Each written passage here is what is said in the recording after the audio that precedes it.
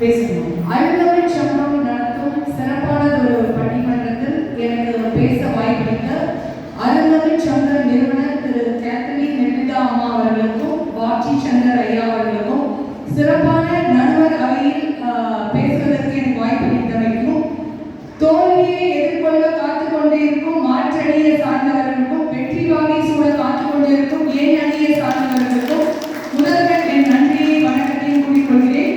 குரு வாழ்க, குருவே துணை.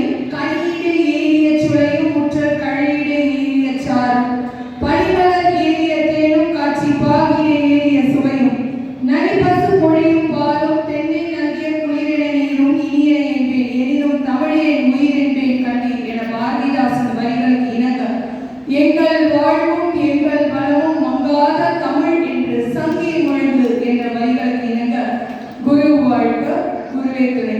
நடுவர்களே, இன்றைய பட்டிமன்ற தலைப்பு இல்லறத்தை சிறப்பாக நடத்துபவர்கள் அக்கால பெண்களா இக்கால பெண்களா? மாற்றினையை சார்ந்தவர்கள் தலைப்பே சரியா புரிஞ்சுக்கல அப்படின்றதா என்னோட ஒரு கருத்து. அவங்க நிர்வாகம்ன்றதான் சொன்னாங்க. இல்லறவியல் என்ற பற்றி பார்க்கும்போது இல்லறவியலை பற்றி திருக்குறளில் திருவள்ளுவரே ஒரு அதிகாரத்தை கொடுத்திருக்கிறார். நம்ம எல்லாருக்கும் தெரியும், இல்லறத்தை நம்மளோட வாசுகி அம்மா அக்கால பெண்ணா இக்கால பெண்ணா? அக்கால பெண் தன்னுடைய கணவருக்கு பணிவிடையை எல்லாம் செய்துவிட்டு அதுக்கப்புறம் தான் இப்ப நாங்கன்னு சொல்லி திருக்குறளை பார்த்துப்போம். அது மட்டும் இல்லாம அக்கால பெண்கள் பாத்தீங்கன்னா சேமிப்பு அப்படின்றது இருந்தது. குடும்பத்துல ஒரு கூட்டு குடும்பமாக இருந்தாங்க. அப்போ இல்லறம் என்பது நல்லறமாவே இருந்தது. ஆனா இப்ப இருக்கிற காலகட்டத்துல பாத்தீங்கன்னா கல்யாணம் ஆவதற்கு முன்னாடியே அவங்க ஒரு தனி குடும்பம், தன்னுடைய கணவன் தான், அவ்வளவுதான், அந்த குழந்தை அவ்வளவுதான். அந்த குழந்தைக்கு ஒரு பெரியப்பா தெரியாது, சித்தப்பா தெரியாது, யாருமே தெரியாது. ஒரு தனி குடும்பமாக இருக்கும்போது எப்படி இல்லறம் சிறப்பாக இருக்கும்? கண்டிப்பாக அக்கால பெண்கள் அக்காலத்துல கூட்டு குடும்பமாக இருந்தார்கள். தாத்தா, பாட்டி, மாமா, மாமி, சித்தப்பா, சித்தி, இப்படி ஒரு கூட்டு குடும்பமாக இருந்து உணவு எல்லாமே கூட்டாக செய்யும் போது மகிழ்ச்சி என்பதும் இல்லறவியல் என்பதும் சிறப்பாக இருந்தது. அக்கால பெண்கள் சேர்த்து வைக்கலன்னு சொல்லி சொன்னாங்க. கடுகிட போல மெழுகிட போல அக்காலத்துல தான் சேர்த்து வச்சாங்க. இக்கால பெண்கள்லாம் எங்க வீட்டுல சமைக்கிறதே கிடையாது.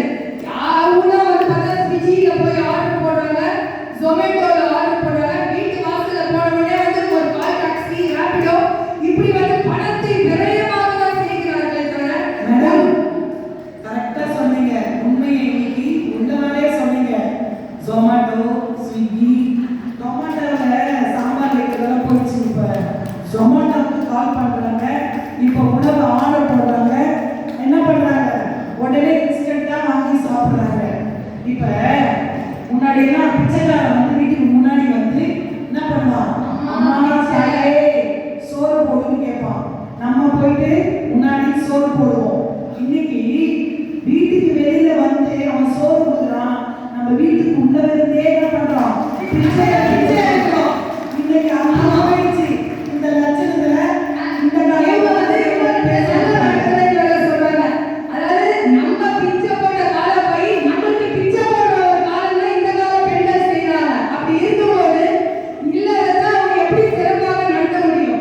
அடுத்தபடியாக பாத்தீங்கன்னா அவங்க அந்த காலத்துல